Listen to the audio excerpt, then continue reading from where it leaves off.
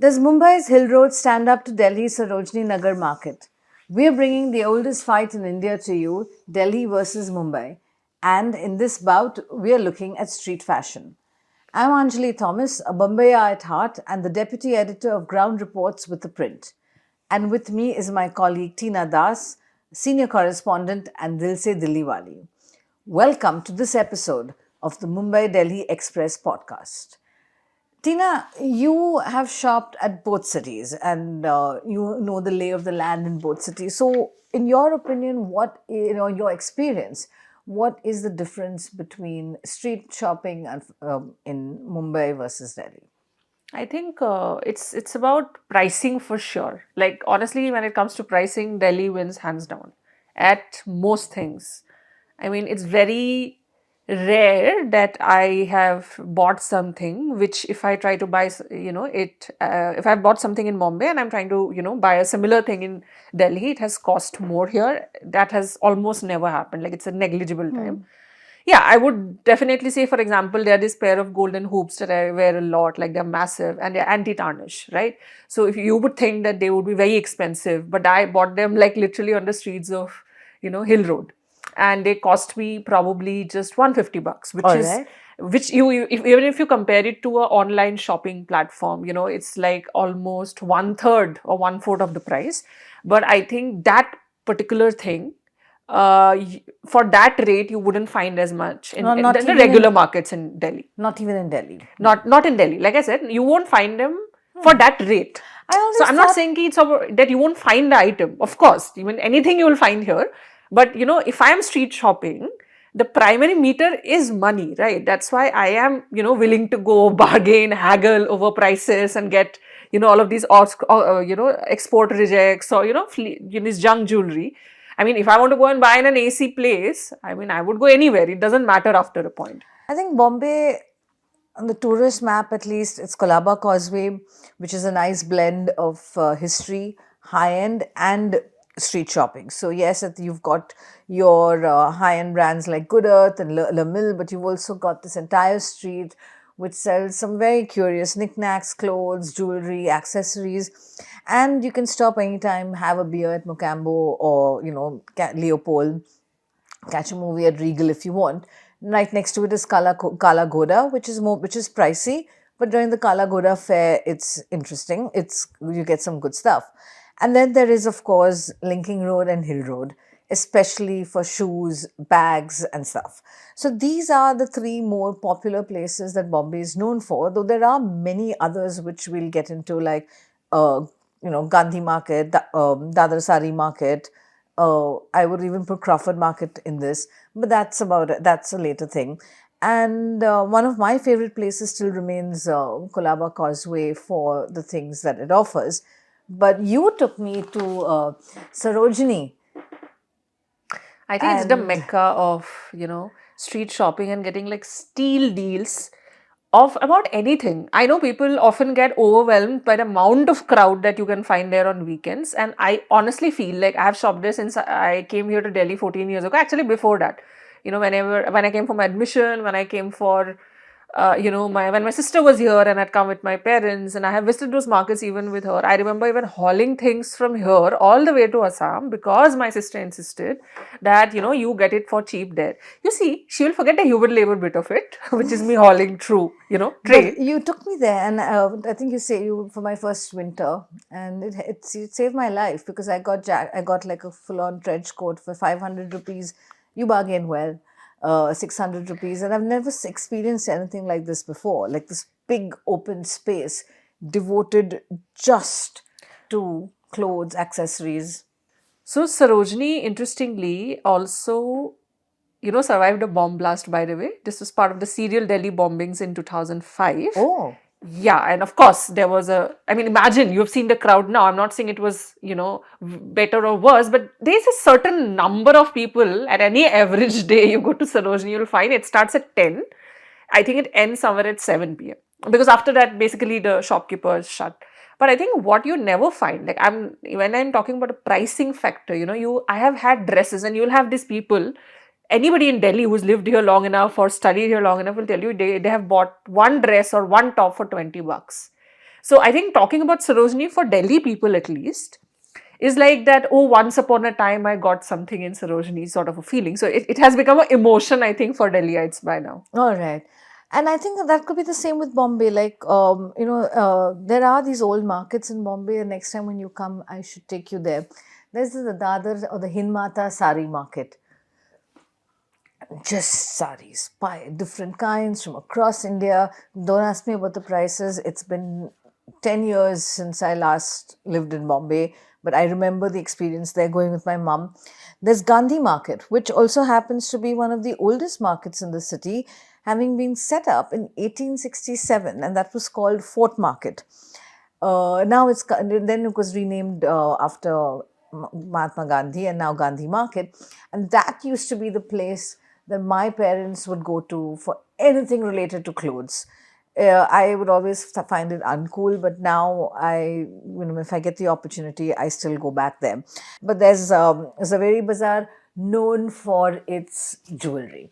It's actual gold and silver because that's where the merchants were based, but also imitation jewelry. So these I feel are the lesser known ones. And then one of my favorites today is Kala Ghoda. Not Kala Ghoda, Crawford Market. You can guess, you can go get your fruits, flowers, and vegetables, but you can also get accessories. And there's this one shop I remember which sold trunks, like not antique, but retro antique trunks. It was called Gujarat Trunk Shop. These in all these bright colors, like neon green to blue. And then you end the day with, you end the experience with Faluda at Badsha, or if you're more adventurous, there's this little seafood restaurant next to Hajj House where you'd get seafood biryani. So for me, shopping in Bombay was never just about the clothes. It was also about the food, and it was also about the food and the entire experience of it, or taking breaks, because there was so much to do, and it was just never, it wasn't one dedicated space only to shopping. I think where Delhi has the advantage is what we discussed in one of our earlier podcasts. It has a lot of open spaces, which means there's a lot of space for these markets to also open and thrive. So, I mean, within probably a 10-kilometer radius of the office that we're sitting in, you have Janpat, which is the closest, which is known for the best kind of imitation jewelry in silver. You can find, including two to three ancient silver shops that you have, like which sell real silver. And then you have a lot of imitation jewelry from jhumka to, payal to, chokers and everything. And they are everywhere in the road. They'll start for like $30 and go upwards to whatever. I thought people went to Chandni Chowk? No. So Chandni Chowk is for real silver. Okay. That's what I'm saying. There's a difference. So in Janpat, you do have 2 or 3 silver shops. But then if you're buying like heavy stuff or something in bulk, you would rather go to Chandni Chowk. And you have, of course, clothes as well. You have a lot of like these shops for clothes. And then you would finish off the day, which I have been doing since forever, I think, by momos and Deepal's Coffee, which has also existed since forever. There's a momo shop right next to it, and everybody goes there right after their Janpat shopping. Also, the interesting part of Janpat is a mix of like street and street, open street shops and actual shops. So like there's actual Causeway. shops, yeah, which would have like a lot of Tibetan shops, they would call themselves, and sell everything. They would have clothes, they would have earrings, then there will be like really nice shops just selling really nice chicken curry work, indigo colored crop tops and pants and everything. And then you move a little further away, you have Lajpat Nagar Market. Lajpat Nagar Market traditionally was, for residents, had set up, all of the people who'd, come to India post-partition, all the, primarily Punjabis and Sardars. And then it became one of the biggest wedding markets, right after Chandni Chowk, of course, for salwar and suit. So Chandni Chowk, you go for lehengas. So that's also the demarcation. Okay. So if you're buying for like salwar suit, like heavy material salwar suit, you go to Lajpat Nagar. But then the other side of Lajpat Nagar will have great shoe shopping. And blouse shopping, ready-made blouse shopping you'll have.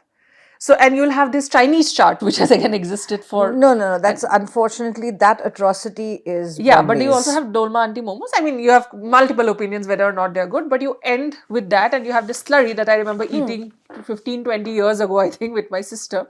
You get great curtains sometimes. You get great like house decor items along with clothing. So these three, of course, are essential and most people know about, right? Yeah. But then this other feature, which is like the weekly market that happens in every community, beginning from Delhi, ending in Noida. Oh yes, there's It's one near my house yeah, too. so it happens on one specific day of the week, and how you know it is because the traffic that day will Oh get yes. doubly insane. Oh yes. Right? It literally spills out on roads. But I've never seen clothes there. You have everything. You have vegetable But also. quality and in terms of I have fashion, personally bought stuff. I have, I mean, I wouldn't, okay, I would necessarily not go for quality, but I would say that can happen also in a hill road. That will also happen in a Kolaba. That will also happen in a Sarojini. I think quality is not the word you would go for primarily a lot, huh? for a lot of the clothes. I'm not saying you don't go for it at all. But the styling bit is, I think, it's a very personal thing. But you do get stuff. You do get like random jewelry. Like the one that we were talking I've about, seen jhumkas them. and all, Yeah. trinkets you find. And you get amazing chole bhature that will ruin your stomach. It's a gamble. It's a Russian roulette. So it might be completely fine and you would enjoy it, because I'm not saying it's not tasty. All I'm saying is what it does to your stomach is never sure. But every community, every like locality in Delhi would have it like Yes. one day of the week. I love those And you markets. have Wazirpur market. Now Wazirpur market again is somewhere north, like almost outskirt of North Delhi. Again, you find a lot of knickknacks, like household knickknacks, but you also find what is called than kapra, which is basically meters of clothes that you use, right, to stitch your own stuff. Very cheap for that. Then you have our India's representation at the Cannes as one of the most visible faces, Nancy Tyagi. So her actually claim to fame was she's somebody who makes all her own clothes, like with a sewing machine, and that's how she grew very popular. So she would go to this one of this market, I think it's called Silampu market, where she would go and buy the fabric herself. Yeah, she'd always go in a rickshaw, in an auto, and she'd buy the fabric, and you would keep thinking, I mean, okay, fine. And then the outfit, like she wore literally an outfit at the Cannes, which she bought, cloth and design in her own, Hmm. house and went. So I would like to say that yes, of course, you have these three sort of primary markets which have remained undisputed, but you have multiple small markets which I think have been adding on to the immediate locality. Yeah. And I have an answer to, I know what Bombay's answer to Delhi's night market is, the train markets. So, unfortunately, we spend a large chunk of the day commuting by train in mornings and evenings. And the evening is a mela, especially if it's a women's local, but it could be even any local, it doesn't matter. Because you're there, you're going home, and you've got all your chores and duties and people to take care of at home because, hey, we're women. But at that moment, it's a mela. People will come and vendors will come, and I don't know how they squeeze and find space and they set up these like mini stalls in that train full of people, and you get everything. You get your what I would call your basic essentials, from your hairpins to scrunchies and scrunchies and safety pins and combs and mirrors to jewelry, like all artificial, amazing jewelry, to bindis, to nail polish, to they'll even sell you like a nail file just in case you've broken a nail trying to board the train. Occasionally clothes, and then because it's the Mela, there's also food. So somebody will come with fresh food, somebody will come with like kacha kairi with little masala on it, and in the women's compartment, it's at that moment, it's almost as if we've forgotten everything and we're just there shopping, eating on the way home, and that for me is one of my fondest memories now that I look back of shopping in Bombay in the local train. So one, I think, interesting factor, because you mentioned Kala Ghora, I would like to add. Now we have the Delhi Hut, which is also right next to Sarojini. So within Sarojini, so you have the INA market as well, where Yeah. you find, so there's this huge emporium of Kashmiri shawls, right? Everybody goes in. If you want to buy anything, and I'm not trying to be like every South Indian state is same, but you want to find food from any region, including ingredients, you land up in INA. Yeah. You find ingredients from Northeast, you land up in INA. Of course, it's a primarily fresh produce It's a fresh market, one. but you get a lot of these nice clothing items and hair accessories and all. All But I right. wanted to come to Delhi Hut because it's interesting, because it's a mix. So it has stalls from every state But of it's not India. cheap. That depends. Again, it depends honestly on bargaining, which day you go. So some things, for example, fulkari dupattas that are very famous in Punjab.